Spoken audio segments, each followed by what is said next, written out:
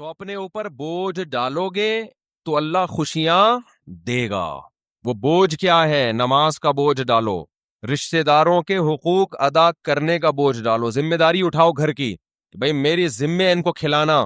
غریبوں کا بوجھ ڈالو اپنے اوپر. غربا اور مساکین کا پیٹ بھرنا کس کی ذمہ داری ہے؟ میری. ہر آدمی کیا سوچے کس کی ذمہ داری ہے؟ میری ذمہ داری ہے. روح پہ جتنا بوجھ ڈالیں گے.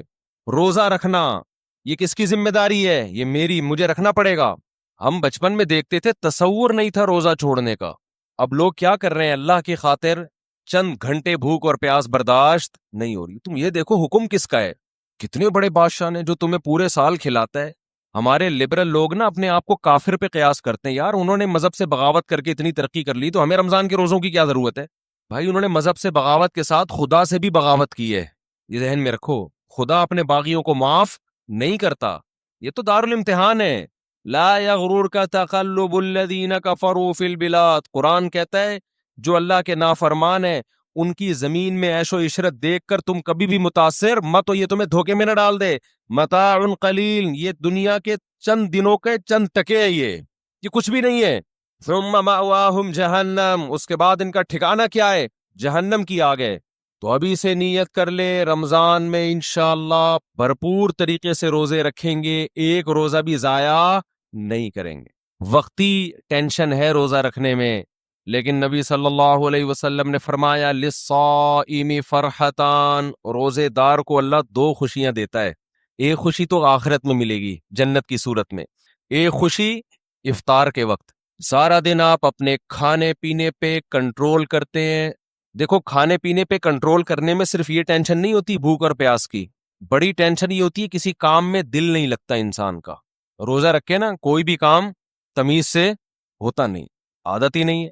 جن لوگوں کو صبح ناشتے کی عادت ہے، ناشتہ کر کے آفس جاتے ہیں، بڑے فریش ہوتے ہیں، وہ ناشتہ کیے بغیر جا رہے ہوتے ہیں. جن لوگوں کو عادت ہے شام کو سٹا لگانے کی، چائے و پینے کی، وہ بغیر چائے کے. تو زبان خشک اور وہ آہستہ آہستہ. باڈی کی تو ضرورت نہیں ہوتی اتنا کھانے پینے کی، لیکن عادت تو لائف کہتے ہیں نا بورنگ لائف ہو جاتی ہے. بور ہونا شروع ہو جاتے ہیں، کسی کام میں دل نہیں لگ رہا. لیکن جب اللہ تعالی ہمیں افطاری کے دسترخوان پہ بٹھاتے ہیں، چند نوالے پیٹ میں اترتے ہیں، کیسی طبیعت فریش ہو جاتی ہے. یہ عام دنوں میں طبیعت میں یہ لذت انسان محسوس نہیں کرتا. تو اللہ نے کیا فرمایا، نبی نے کیا فرمایا کہ ایک روزے دار کو جو خوشی ملے گی وہ آخرت میں ملے گی، اور ایک خوشی دسترخوان پہ جب وہ افطار کرتا ہے وہ بھی بڑی مزے کی خوشی ہوتی ہے. اور میں آپ سے ایک گزارش کرتا ہوں، اس کا مذہب سے براہ راست تعلق نہیں ہے، میڈیکل سائنس سے ہے، لیکن مذہب بھی صحت کو کی ترغیب دیتا ہے نا صحت بنانے کی.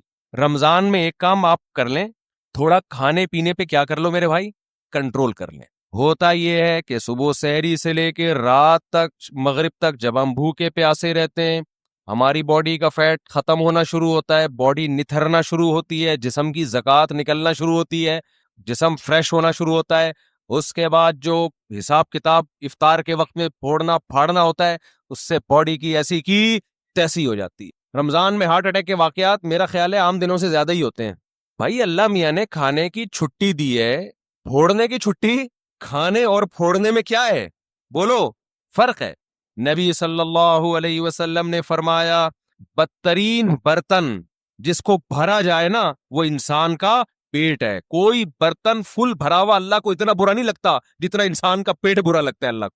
میں نہیں کہہ رہا کہ حرام ہے زیادہ کھا لیں آپ، حلال حرام کی بات نہیں ہے، ناپسندیدہ شریعت کی نظر میں بہرحال ہے، حرام نہیں ہے. اب آپ کہیں گے بھوکے پیاسے بھی کھانے بھی نہیں دے رہے اللہ میاں، ابھی بھی پابندیاں لگا رہے. اللہ پابندی نہیں لگا رہا، لگا کھا لو، پھوڑ دو، جتنا پھوڑنا پھوڑ دو، پڑے ہوئے خود ہی ہو گئے نا، پھوڑ دو. حرام نہیں ہے لیکن پسندیدہ کام نہیں ہے.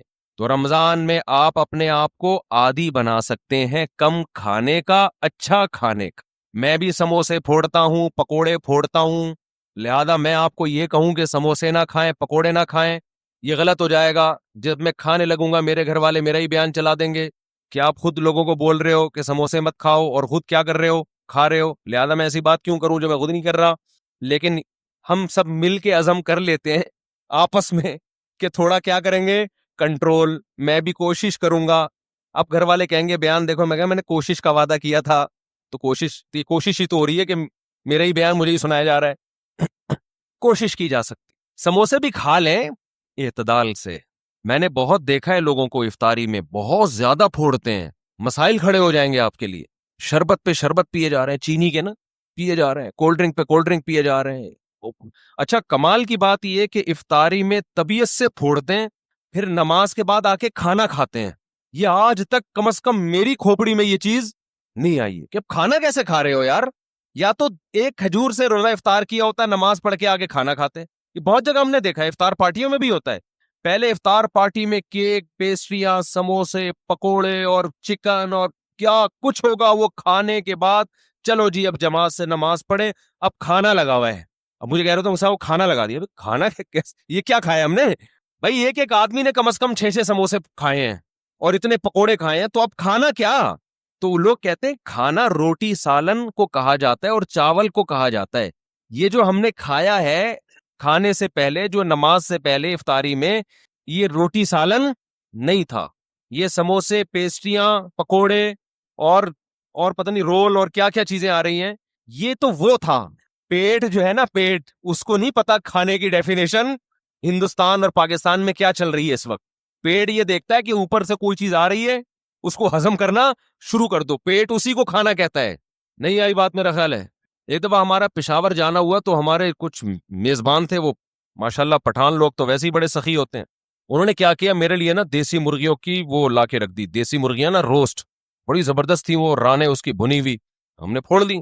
وہ ماشاءاللہ بڑے ہیوی کھانا تھا, تو میں نے اچھی طرح طبیعت سے کھا لیا, بڑا مزہ آیا. میں تو کہا ہو گیا کھانا بھائی, اتنی دیر میں اب کھانا آ رہا ہے. اب مجھ پہ نا, کیونکہ وہ پھر کھلاتے بھی زبردستی ہیں, مجھ پہ راشا تاری ہو گیا. میں نے کہا اللہ خیر کرے اب کیا ہوگا. انہوں نے کہا وہ سب کھانا. میں نے کہا بھائی ہمارے اندر تو طاقت نہیں ہے. انہوں نے کہا تمہارے باپ کو بھی کھانا پڑے گا. ان کا یہ الفاظ نہیں تھے, لیکن اسٹائل اسی قسم کا تھا. وہاں ایسا نہیں ہو سکتا کہ کھانا آئے اور آپ نہیں کھاؤ. پھر ہم نے کھایا, تھوڑا سا کھایا. تو افطاری میں کیا کر رہے ہوتے ہو بھائی؟ تو آپ بہترین, آپ تجربہ کر کے دیکھ لو میرے مشورے پر. افطاری میں شربت نہ پیو آپ. میں آپ کو بتا رہا ہوں, آپ کا دماغ ایسا فریش ہو جائے گا نا, آپ کہو گے واہ مزہ آ گیا بھائی. اکثر آپ نے دیکھا ہوگا افطاری کرتے ہی لوگ ٹن ہو جاتے ہیں, دیکھا ہوگا نا, مغرب کے بعد گھر جاتے ہیں, بستر سے اٹھا ہی نہیں جاتا. پھر تراویح میں ایسے جھوم رہے ہوتے ہیں جیسے جن پر لگتا ہے کسی نے کوئی قبر سے مردہ اکھاڑ کے لا کے یہاں کھڑا کر دیا ہے. یہ حالت ہوتی ہے. آپ کو جو نیند آتی ہے نا, میٹھا کھانے سے آتی ہے, خوب سمجھ لیں, کارب لینے سے آتی ہے. آپ اپنی خوراک میں کاربوہائیڈریٹ کو کم کر دیں, آپ فریش بھی ہوں گے, نیند بھی نہیں آئے گی, جسم کو طاقت پوری ملے گی. آپ افطاری میں تجربہ کر کے دیکھ لیں, میٹھے میں صرف کھجور کھائیں آپ افطاری میں, اس سے نیند نہیں آئے گی. کھجور میں کوئی الگ ٹائپ کا میٹھا ہوتا ہے. آپ نے افطاری میں شربت نہیں پینا, آپ نے افطاری میں روٹی چاول نہیں کھانے, تھوڑے سے کھا لیں آپ, زیادہ نہیں کھائیں. کھجور کو فوکس کریں آپ, جو چنے کی چاٹ وغیرہ ہے نا اس کو فوکس کریں, وہ کھائیں, پیٹ بھی بھر جائے گا آپ کا. سفید چنا نہیں آتا اور کالا چنا, اس کی کوئی مزے کی چاٹ یا لوبیا کی چاٹ بنا کے وہ پھوڑ دیں آپ, پیٹ بھی بھرے گا آپ کا. لیمن پی لیں, لیمن, لیمو کا تھوڑا سا, بے شک تھوڑی بہت چینی ڈال, وہ بغیر وہ اس کے پیا نہیں جاتا, شہد ڈال دیں اس میں تو زیادہ اچھا ہے, وہ پی لیں آپ اپنے خرچے پہ. یہ سارے کام اپنے خرچے پہ کرنے ہیں, ایسا نہ ہو مجھے فون کر رہے ہو ہم نے آپ اتنا کچھ انتظام کر لیا ہے پیسے بھجوا دیں. تو کھجورے پھوڑ دیں آپ افطاری میں, اور چاٹ واٹ سے پیٹ بھر لیں آپ, یہ چنے کی چاٹ وغیرہ سے نا, دہی بڑے وغیرہ سے, اس سے پیٹ بھر لیں آپ, تو آپ کو نیند نہیں آئے گی, آپ فریش ہو جاؤ گے, طاقت بھی پوری ملے گی آپ کو. اور یہ جو افطاری کر کے ٹن سے گھوم رہے ہوتے ہیں نا, اور تراویح میں بھی ادھر ادھر جھوم رہے ہوتے ہیں, یہ کیفیت آپ کی نہیں ہوتی. تو اس رمضان میں کوشش کر لیں روٹی چاول تھوڑا کم کر دیں, میٹھی چیزیں تھوڑا کم کر دیں. ہاں میٹھے میں کھجور کھا لیں آپ, اس سے انشاءاللہ کچھ نہیں ہوگا بلکہ فائدہ ہی ہوگا. تو یہ تھوڑا سا اس دفعہ ہمارے مشورے پہ آپ کنٹرول کر کے دیکھیں, مزہ نہ آئے پیسے واپس. تو آپ کو لگے گا آپ کی نگاہیں روشن ہو گئی ہیں, دماغ فریش ہو گیا ہے, آپ کا حافظہ اور اچھا ہو گیا. میں نے تجربہ کیا, میں ہوائی باتیں نہیں کر رہا. روزہ رکھو اور روٹی چاول ذرا کم کھاؤ افطاری میں اور سحری میں بھی, آپ ایسا نتھرنا شروع ہو جاؤ گے, ایسی آنکھوں میں بینائی آپ کی تیز ہو جائے گی اور ایسی فریش ہو جاؤ گے کہ ہٹو بچو ہو جائے گا بس. اور کیا کہوں میں, وہ ایک مولوی صاحب تقریر کر رہے تھے نا, نہیں وہ ان کی تقریر سنا رہا میں آپ, تو وقت بھی پورا ہو گیا ہے.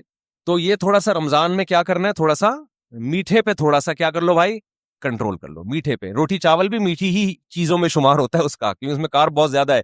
تھوڑا سا کنٹرول کر لیں, دیکھو آپ کی صحت, کیونکہ رمضان کا تحفہ اللہ نے غیر مسلم کو نہیں دیا, کس کو دیا ہے, مسلمان کو. تو مسلمان اس کو صحت بنانے میں بہترین استعمال کر سکتا ہے, تو روحانی فائدے بھی ہوں گے اور جسمانی بھی.